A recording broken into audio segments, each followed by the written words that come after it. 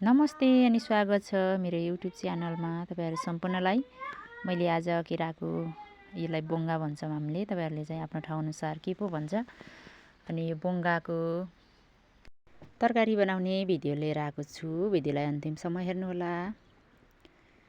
र मैले यो बोंगा लिएको छु। हिजो एकदमै हावाहुरी लागेको थियो अनि घडी डलाएको रहेछ अनि नछुप्पिदै त्यही भएर केरा काटेर चाहिँ यो बोंगा को तरकारी खानु पर्यो भनेर मैले आज तरकारी बनाउन लागेको छु। अनि यो धेरै छिप्पिएको चाहिँ मिठो हुँदैन, यो चाहिँ करिलै छ, त्यही भएर मैले यो सबै नफालेर सबैलाई बनाउँछु।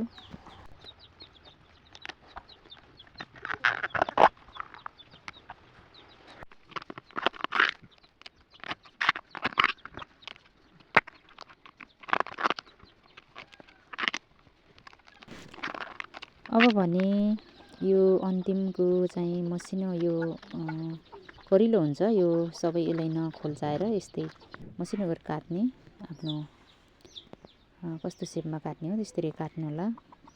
अनि त्यसपछि मैले रेडी पारिसकेको छु यिनीहरूलाई। अब भने यसलाई पानीमा राखेर यो कालो रङ निस्किन्छ, नभए पानीमा नराख्ने हो भने अलि धेरै बेर यस्तै राख्यो भने पानीमा चाहिँ राख्नुपर्छ।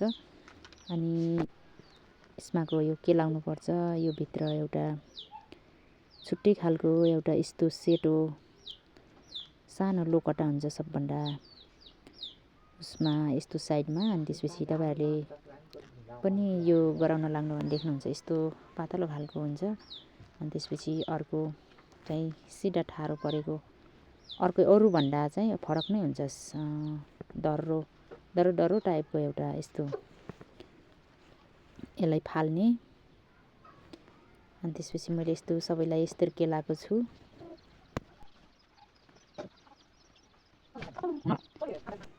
र मैले सबै केलाइसकेको छु। अनि बनाइसकेको छु। मैले यहाँ यिनीहरूलाई छुट्याइसकेँ। अब भने यसलाई पखाल्छु। र मैले यसमा मिसाएर खानको लागि आलु पनि थोरै काटेर आलु अनि यो यिनीहरूलाई उसन्न लागेको छु। मैले एकछिनसम्म 10-12 मिनेट जति उसन्छु। मैले आलुलाई पनि यसैमा एकै ठाउँमा गराएर उसनेको छु। तपाईहरुले छुट्टै गरेर पनि उसन्न सक्नुहुन्छ। मैले चाहिँ अब एकै ठाउँमा मिसाएर उसनेको छु। अब यसलाई एकछिनसम्म पकाउन पर्छ। धेरै बेर फ्याट्ट हुने गरी पकाउनु ठिक हुँदैन, राम्रो हुन्न। अब यो पाकिसकेको छ। यो आलुको कलरलाई पनि यसको रङले गर्दा अलिक निलो निलो कालो बनाएको छ। अनि यो पाकिसकेको छ। अनि अब चाहिँ म यसलाई तर्काउँछु। अब चाहिँ यसलाई तपाईहरुले आफ्नो तरिकाले फ्राई गर्न सक्नुहुन्छ। मरमसला आफूलाई के मन पर्छ त्यही आफ्नो तरिकाले आफ्नो स्वाद अनुसार कुन मरमसलाहरु मन पर्छ त्यही अनुसार राखेर बनाउन सक्नुहुन्छ।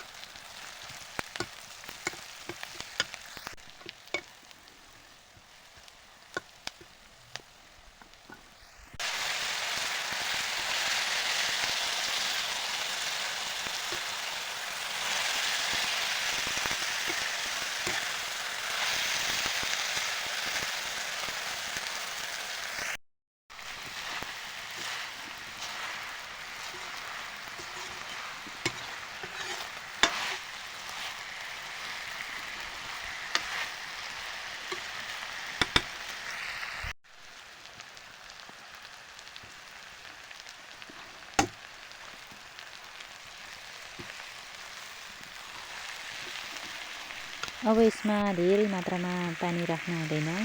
यसलाई धेरै रस बनाएको राम्रो हुन्न, अनि थोरै हल्का ग्रेभी टाइपको बनाउने अनि राम्रो हुन्छ। यसमा टमाटर पनि राख्ने हो भने झन् कति मिठो हुन्छ, तर मैले टमाटर राखिनँ, स्वादअनुसार नुन राख्ने अनि एकछिन यसलाई ढाकेर पाक्न दिने थोरै, अनि त्यसपछि यो चाहिँ खानालाई रेडी हुन्छ, मिठो हुन्छ। तपाईँहरूले पनि बनाएर खानुहोला। अनि भिडियो अन्तिमसम्म हेर्नुभयो सबैलाई धन्यवाद।